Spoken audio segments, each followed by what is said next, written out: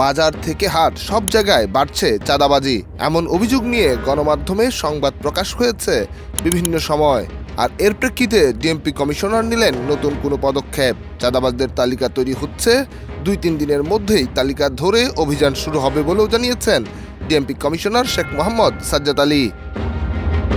শনিবার দুপুরে রাজধানীর কাকরাইলের ডিপ্লোমা ইঞ্জিনিয়ার্স ইনস্টিটিউশনে পুলিশ, ছাত্র জনতা ও রমনা মডেল থানা এলাকার নাগরিকদের সমন্বয়ে মতবিনিময় সভায় তিনি এমন মন্তব্য করেন।